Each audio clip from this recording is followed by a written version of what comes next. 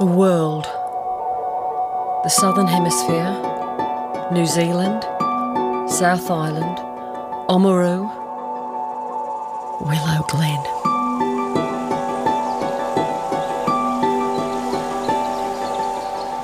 It is cold, even in summer.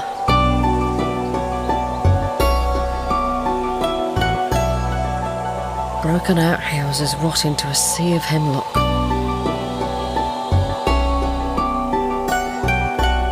My brother's rifle and my father's stomach medicine face each other across the table. Between them, dust motes held in tension. The only evidence of my mother is a tantalising glimpse of sun down on the flat by the creek. A world away. Home. The last place on earth I could be. Go away. Go away from here. Get her out of here. This way, Mrs. Frame. No, I'm... But no one told me that the alternative to going home understand. She's such a happy person. was committal to Seacliff. She's always been such a happy person. So sorry. The 6 weeks I spent at Seacliff Hospital, I don't belong here, were a concentrated course in the horrors of insanity. I knew I would never forget There's been a mistake. what I saw. I had entered a foreign land, They're digging our graves. forced to learn the language and behaviour of the I inhabitants. don't belong here. I became she, one of them, There's been a mistake. separated forever from the assurances of everyday life. I've made gravy. I left Seacliff in December 1945 on a 6-month probation. I found myself in a Willow Glen summer where Mother, Wore yourself out teaching, that's all. characteristically, denied everything. Home cooking, that's what you need. Everyone was pleased when I treated the matter as a joke, talking of the country estate. They have their own farm, their own cows. I did not tell them about the back building, They have their vegetable garden the naked men in their paddock, and their flowers. the room full of cots with strange children stinking of urine. There's a magnolia tree in the superintendent's garden. I didn't mention the TB ward. That's all behind you now. I talked of the future, but the university had marked me as... Failed. When I tried to apply for sickness benefit, Denied. and my medical certificate stated, Schizophrenia. I searched through my psychology book, the chapter on abnormal psychology. Gradual deterioration of the mind. A lifelong disease with no cure. I knew that I was shy, imaginative and inclined to be fearful, more so after recent experiences. I also knew that I was totally present in the real world, and whatever shadow lay over me lay only in the writing on the medical certificate.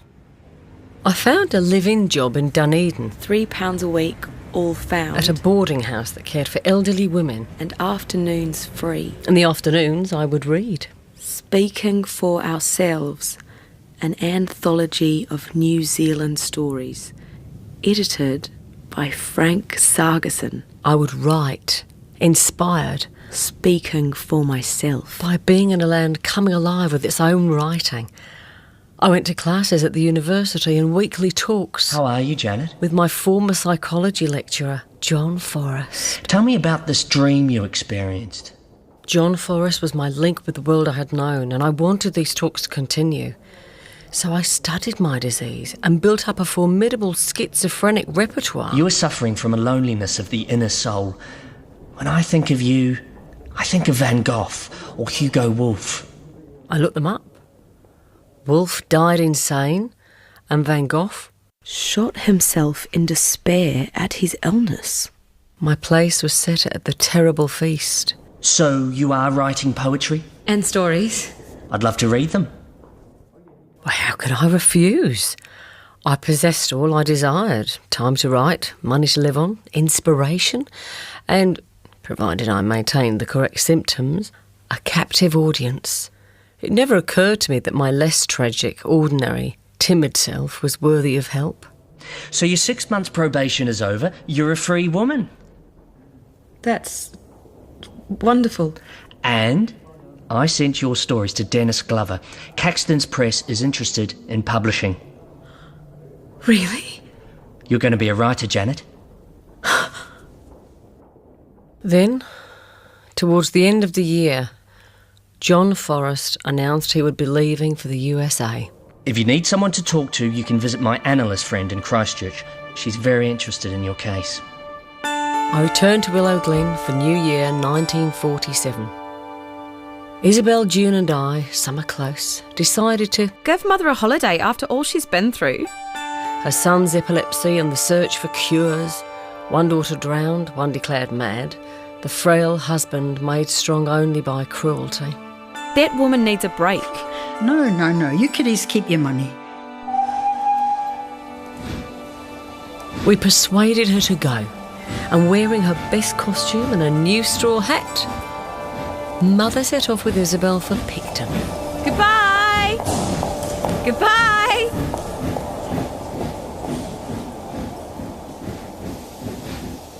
Mother's absence was like her death. Dad sat morosely at his end of the table with no one to mix his stomach powder or read the paper to. We missed Isabel too. Her busy preparations for her teaching and her engagement, her frank opinions on everything and everyone. On the second afternoon, the phone rang. Isabel, Swimming in the harbour had collapsed and drowned. She's drowned. there was to be an inquest. Father, Broddy, June and I waited for the train from Picton.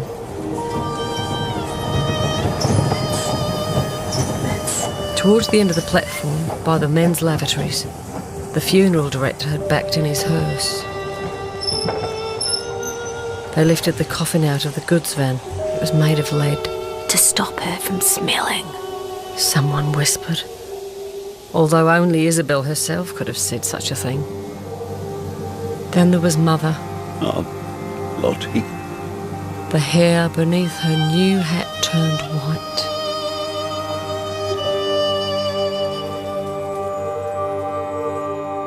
I had to leave Willow Glen and the undercurrent of... I just hope it doesn't affect poor Janet too much. I had to deal with my unbearable decayed teeth. I went to Christchurch, where my book was to be published, and called on How do you feel today, Janet? John Forrest, analyst friend. Needing help, I turned on the schizophrenia, full flow. You heard the voice of your dead sister, She arranged for me to have my top teeth extracted. and it might be a good idea to admit yourself as a voluntary boarder to Sunnyside Hospital. They have a new electric treatment there, which, in my opinion, could help you enormously. I signed the necessary papers, woke up toothless, and was admitted to the Sunnyside Mental Hospital, where I was given the new electric treatment. My life shook out of focus. Terrified, I behaved as others around me, for I knew the customs of this land. Let me out! Where could I go? I was declared a committed patient, and 1948 was the beginning of the hospital years. I inhabited a territory of loneliness which resembles the place the dying inhabit before death, from which those who do return bring a unique point of view, a nightmare, a treasure, a lifelong possession. At times, I think it must be the best view in the world, ranging even further than the mountains of love, equal in its rapture and chilling exposure. But the very act of returning to the world removes that view to the storeroom of the mind. One remembers the treasure the Midas effect upon each moment, and sometimes one can see the glitter among the ordinary waste of each day. Janet? How are you today? My hair was cropped on account of the lice. All right. I was thin, with sores and an infected ear. I brought you your book.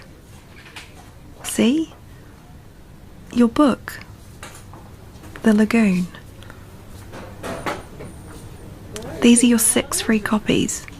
The cover was a beautiful pale blue with links of stalks, like wild grass. What should I do with them? You should sign them. Really? Underneath your name. Here. Janet Frame. My sister. Published. I smiled.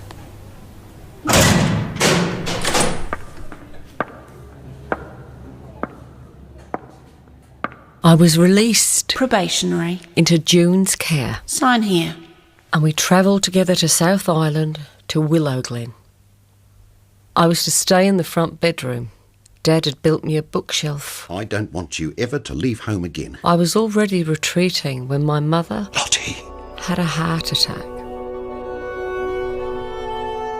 I watched them carry her out, white as china.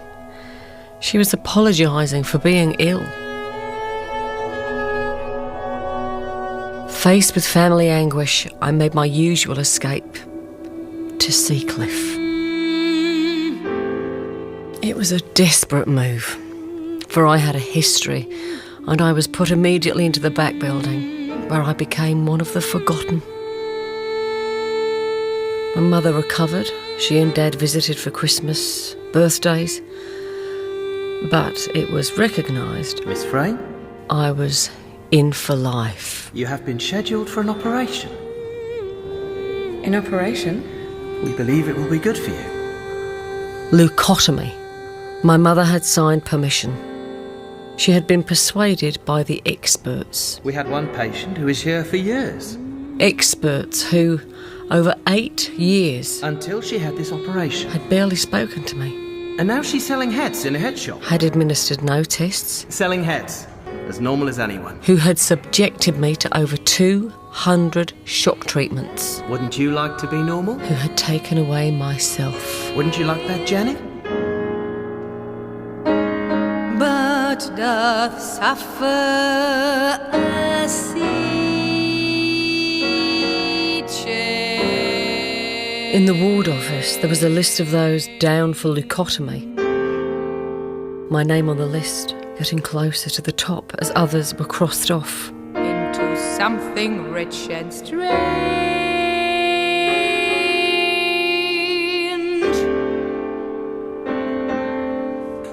Matron. Superintendent Palmer. Which one's Janet Frame? Is it this way? My turn had come. Please, Dr. Palmer. Do you really think I should have it? What? The prize? The leucotomy. Don't you read the papers? You won the Hubert Church Award. Your book. Instead of being treated by leucotomy, Lagoon? I've decided you should stay as you are. We're moving you out of this ward. I was to be treated as a human being, returned to the world. She'll be back here in no time. Seacliff? This is Seacliff? I left Seacliff in December 1952. I left the parole patients on the platform. I knew, you see. I wondered, did the other passengers know? She's been in Seacliff.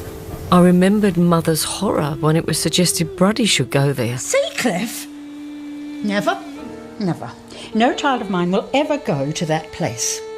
But I was a child of hers, wasn't I? And she had signed papers to...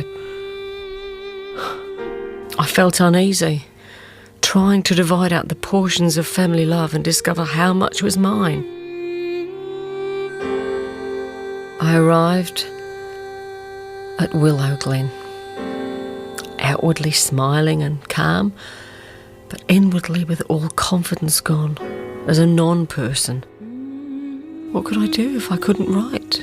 Nothing of him that doth fade, but doth suffer a sea change into something rich and strange. Like self-wrecked Prospero, I was washed up on another island. With my sister June in Auckland. See those lovely old batches? Takapuna. In fact, Frank Sargerson, the author, lives around here. Speaking for ourselves. Let's call in on him. But I couldn't. Yes, here we are. And if it felt contrived, it probably was. In. Come in. Frank Sargerson was a bearded old man in grey pants tied with string. How are you, Janet? His smile was kind, but I was overcome by my mental status and by meeting this writer who had so inspired me. I have an old army hut in my garden. It's no palace, but you'd be welcome to live and work there. Frank Sargerson, talking to me. Janet? Well, she's rather shy. Think it over, Janet. The following Friday, I walked through the gap in the hedge, ran the lemon tree. It's all yours. Get settled in. And into my new home. I will pay for my board, Mr. Sargerson. I will get a job. You have a job. You're a writer. They've refused me a sickness benefit. After all those years in hospital? Look, I've a good friend. A doctor, very understanding. He can probably arrange it. Really? I felt that Frank Sargerson may have saved my life. Frank, as I came to call him, lived to a strict writing routine. He got up at 7:30.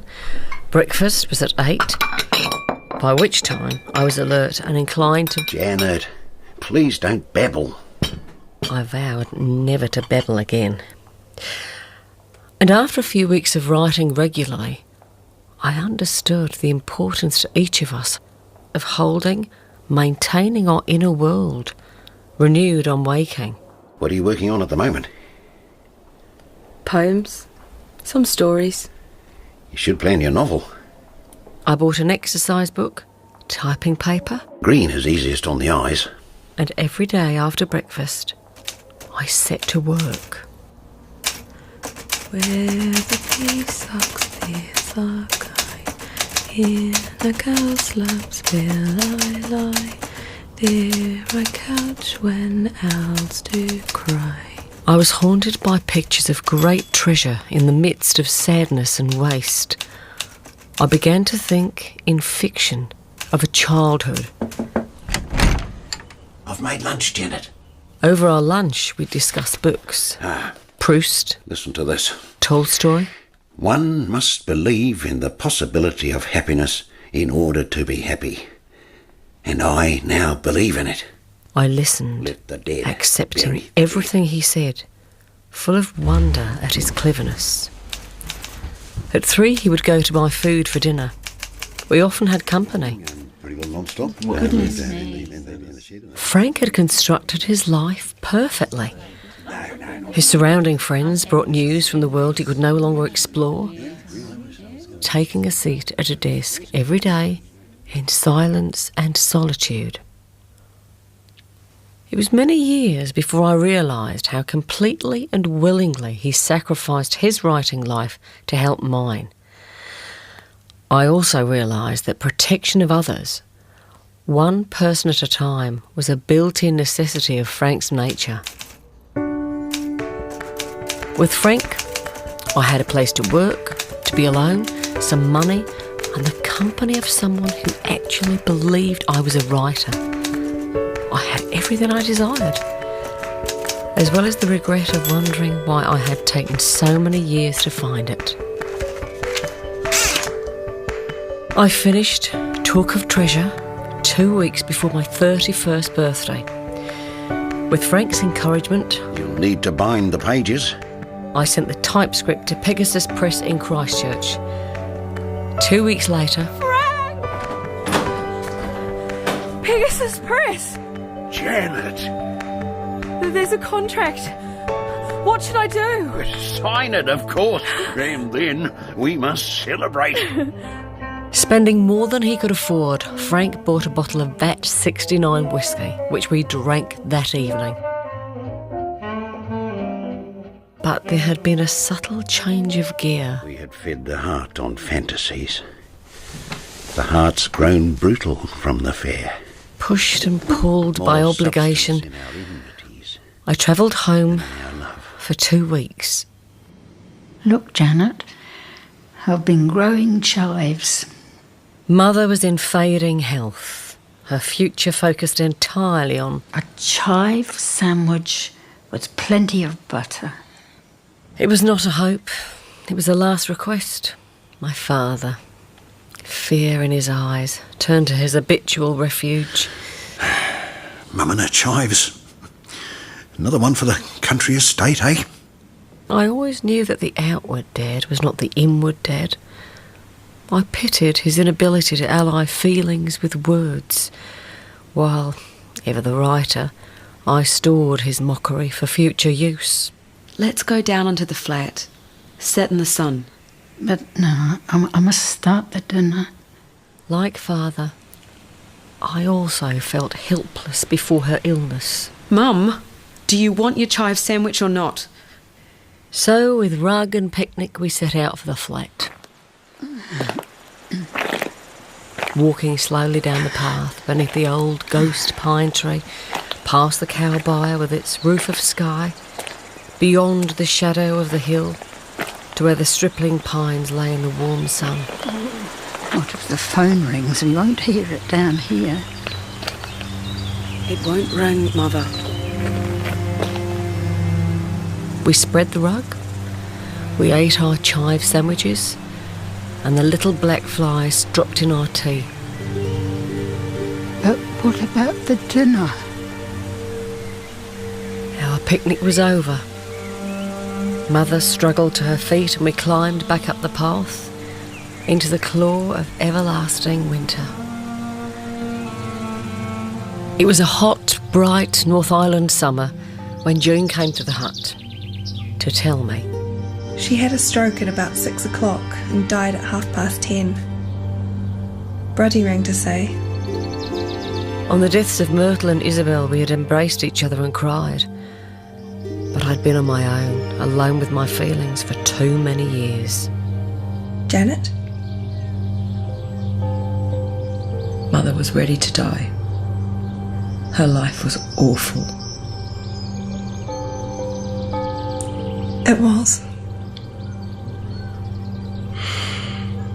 We're not going to the funeral.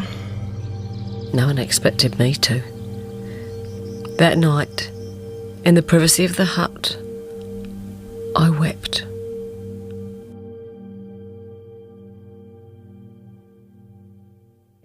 I think your next move should be to travel overseas. Frank left me alone with my grief, perhaps protecting me from his own. You're very exposed. I could marry you. Become next of kin. A legal arrangement, you understand. I have no interest in... Women. I'm sorry. Frank had offered me a priestly life, devoted to writing, but I did not want celibacy. In hospital, they had tried to negate my mind. Here was another asylum that would negate my body and my gender. No, you're quite right, Janet. We should apply to the Literary Fund. They may provide a travel grant. The application was successful. To Janet's Adventure. Caught up in the excitement, Frank's worldly friends offered their advice.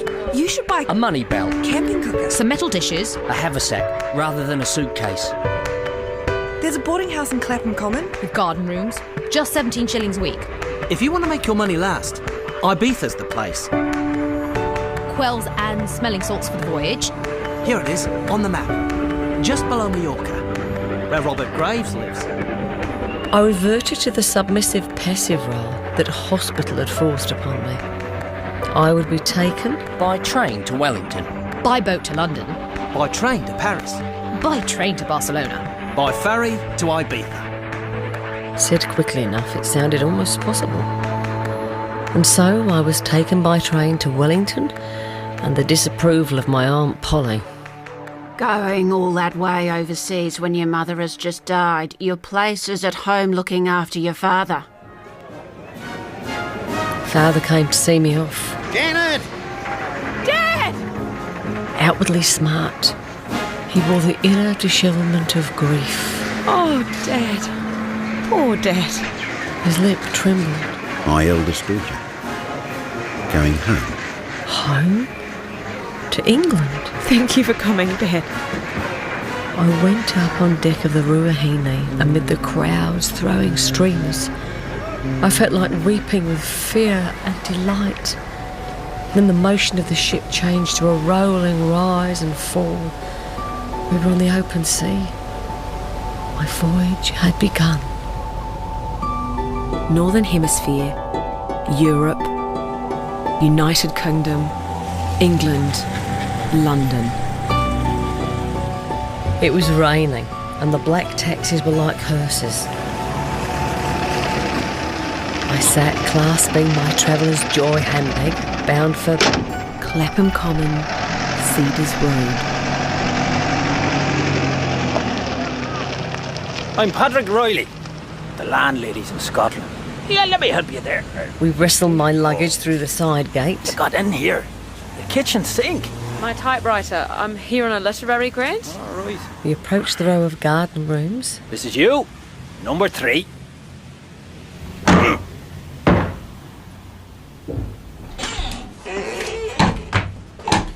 Home, sweet home. I hope you won't be in this room for winter. A woman died last year. The small, damp-smelling shack contained a single bed, a single bulb, a single electric plate, and an electric meter. Actually, I'm just passing through on my way to the Balearic Islands. You'll not be going alone. Yes. Oh, you shouldn't do that, Janet. Foreign places are all dangerous, even more than London. He took me into the main house, where I could use the shared bathroom and geyser. It almost exploded last year. This is my room. I sat. Blue top. Jersey Island milk. I buy the best. Patrick Riley was in his mid-40s. I wait 5 minutes, no more, no less, for the infusion. With a smooth, pale face and brown, wellspring eyes. I like your accent. I like yours. You see, we're both colonial, Janet. So you understand what the English have done to Ireland. God's own country it is, full of poverty. But isn't New Zealand God's own country? Now, if there's anything you want help with, just ask me. I drive the buses. I'm connected. By the way, are you fancy free? Yes. I'm fancy free. Good. But riding is not a suitable occupation. I was grateful to Patrick Riley. He was a natural helper. He was also self-satisfied, bigoted, lonely and religious. He was what my mother would have called a gentleman. He was my first friend in London. I settled into London life. I discovered that Swiss Cottage and Crystal Palace were sadly misnamed, and that Piccadilly was not, in fact, a circus. Letters from Frank Sargison kept reminding me to visit his worldly friends. Poets? They're not the types for you. They hang around and do no work, all talk they are. And their morals are no better than they should be. I'm a writer. Is that what you think of me? You're different. When you come back from Spain, you'll be getting a real job. It seemed as if Patrick Riley had sprouted from a handful of New Zealand earth spilled from my haversack. We can look to our future when you come back. Patrick Riley had helped me. Now he was trying to take charge of me. Yet he himself was another reject of a demanding world. His last words as we parted at the station were, "Stay fancy free."